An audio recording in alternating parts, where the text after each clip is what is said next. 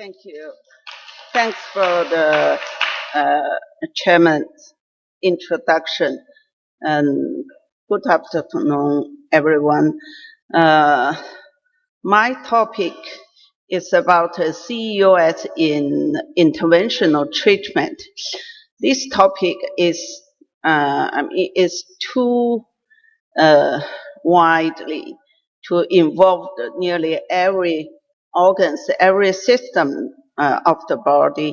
So it's too, I can say, it's too complication or too simple because of the experts this afternoon will be involved consent in their topic.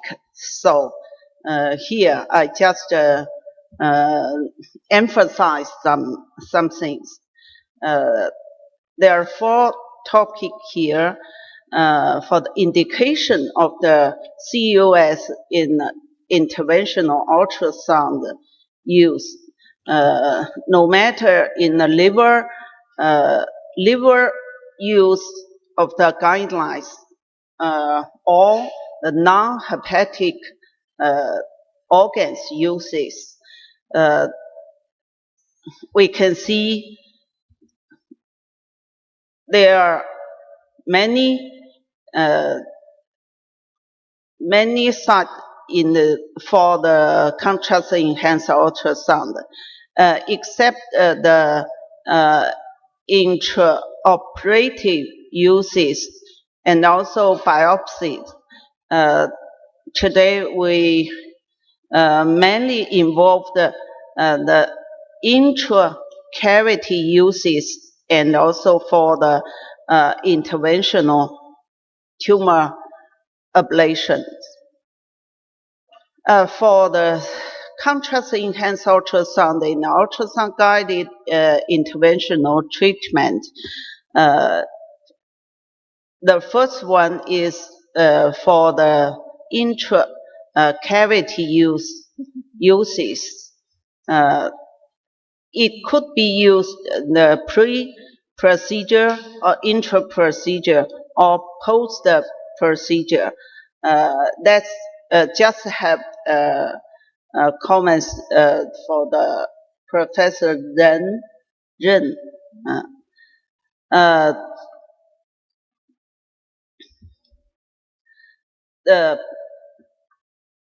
We can see it can enhance the display of the luminal or the liquid flow. For instance, the biliary tract and the renal, pelvic, and so on. For these cases, we can see this is the 26 years old a young man with 3 days fever after a radical operation for the carcinoma of stomach 13 days ago. CT and basic ultrasound shows the localized effusion here. The surgical and the clinicals highly suspected the anastomotic fistulas. So they want us to apply for the ultrasound guided infusions. So for this patient, it has the indication for the interventional procedures, but for these patients, it's important to diagnosis for this reason whether or not is the fistula. So we let the patient drink the liquid with contrast agent, ultrasound contrast agent. So we can't see any enhancement in this area. So it just enhance the stomach and also the intestine. So the diagnosis for this patient is no anastomotic fistula. So it's simple for the contrast enhanced ultrasound in intracavitary uses. And also for after procedure, we can use the ultrasound contrast enhanced agent to evaluate whether or not the cassette is blocked, or assess the cavity of the occlusion. This patient, when we adjusting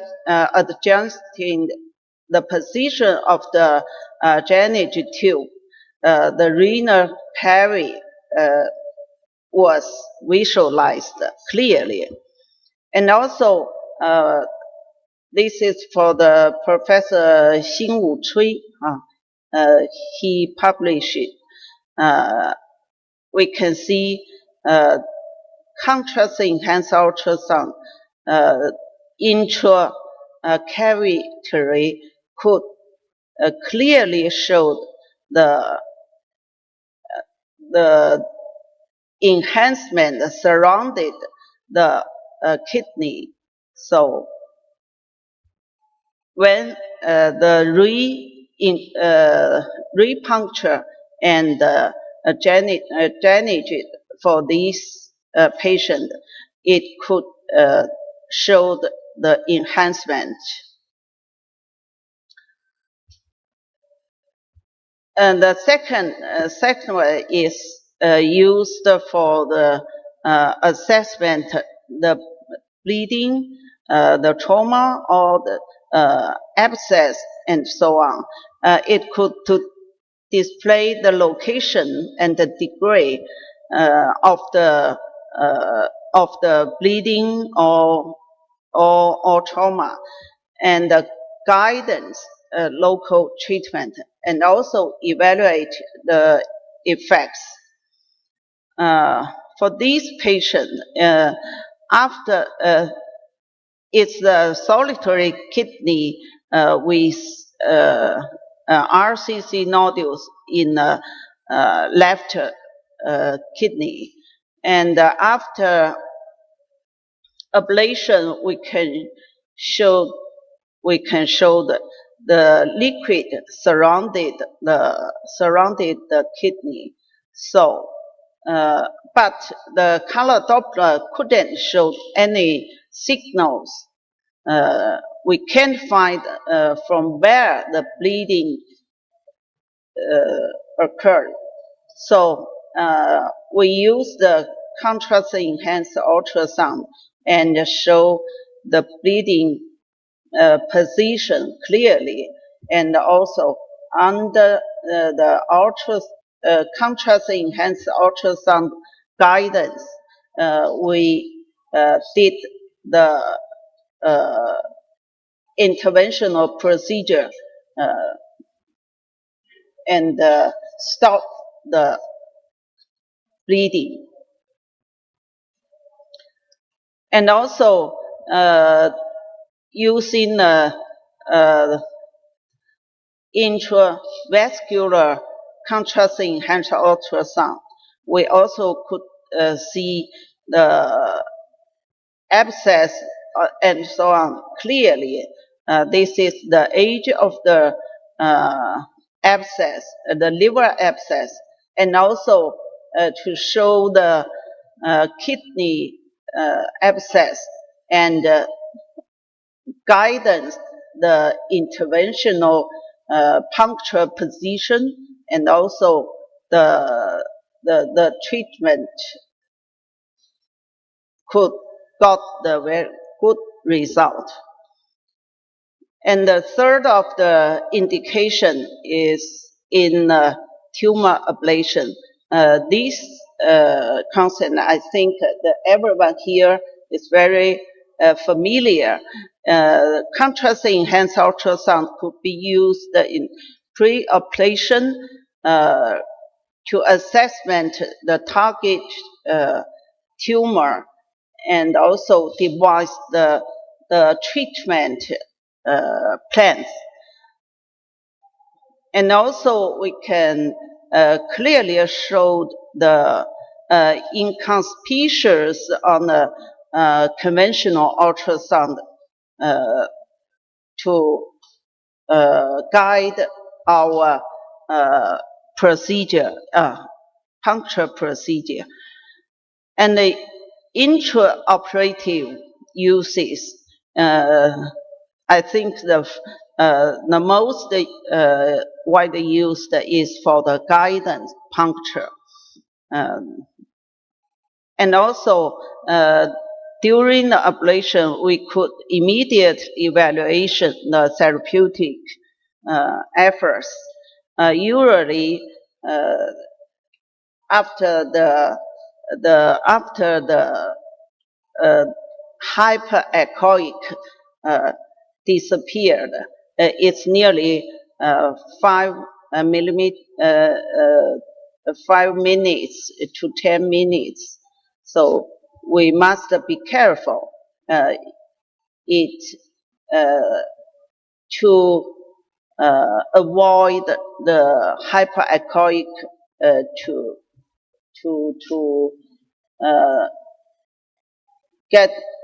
let our get the fusion. And also for the residual tumor, because of the malignant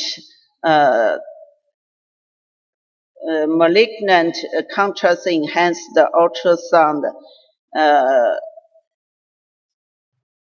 enhancement, so we can usually we can clearly to analyze the tumors. And also post ablation, we could use the CUS to evaluate the local treatment efforts, and also use it in the follow-up period. Usually the completely non-enhancement showed is the completely ablated result. But be careful. We must, if the tumor is a little bit large, you must wave your probe to detect the three-dimensional of the ablated area. And also we must note that the congestion zone in a short time after ablation, we must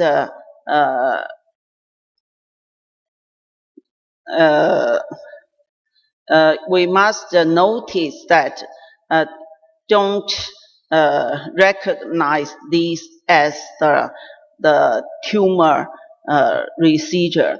So you must pay attention to the tumor ghost and the coagulated area. And these two patients both achieved the completely ablations good result. So we must pay attention to these. And the other things for the preparation, I think the guidelines is showed very clearly. I'm not too concerned here. And also for the dose, we must pay attention for the intracavitary uses, intracavitary contrast enhanced ultrasound uses. The damage is not so higher. We must pay attention to these.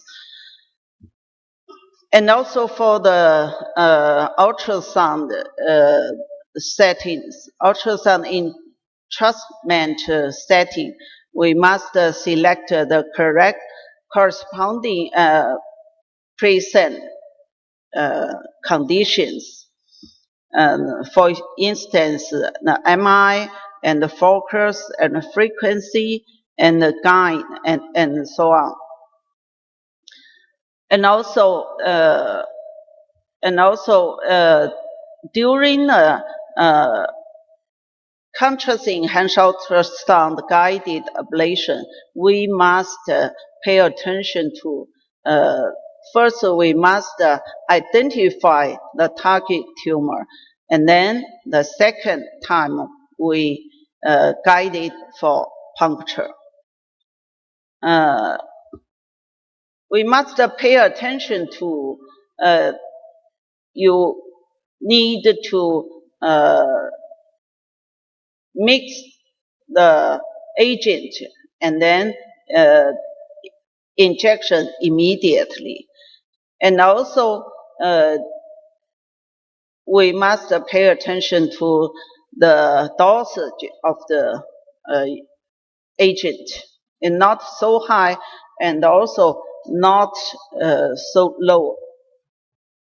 And also during ablation, you must pay attention to the blood,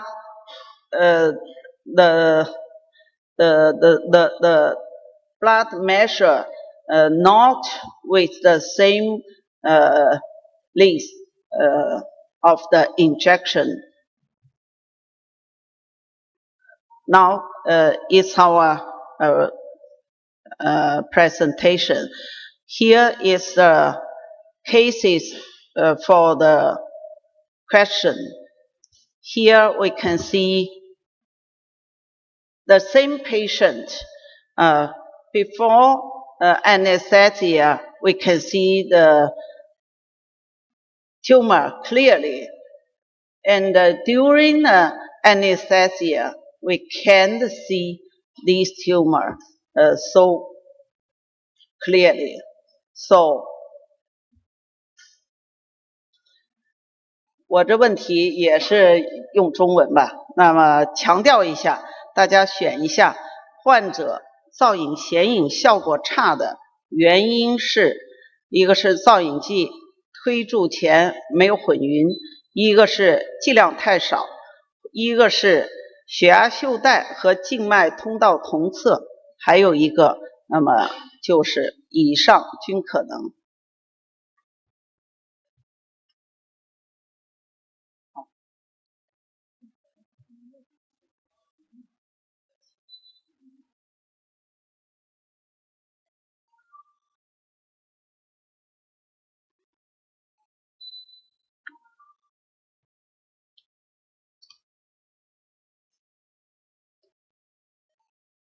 OK，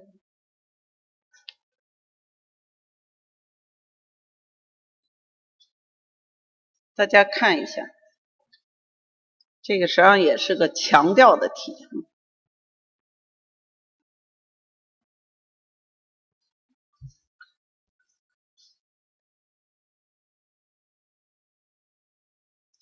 好了吧 ？OK， 好，我们看一下结果。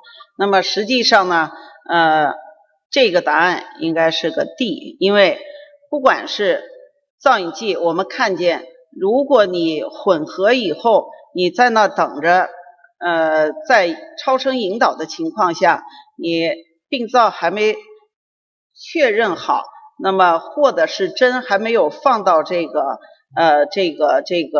进针点，那么你这个时候配好了造影剂，混好了插进去，在那等的话，等结果的话，等着这个竞争者说开始推，那么很快造影剂就分层会影响。当然麻醉状态下，我们知道循环明显的下降可以使得原先有效显影的这样的一个效果显著的下降。所以在麻醉状态下，病灶比较深的情况下，那么并且动脉期在清醒的状态下没有明显，就是增强的程度不很明显的时候，我们应该要加大造影剂用量当然不要因为测血压而影响到你推造影剂的速度。好，谢谢。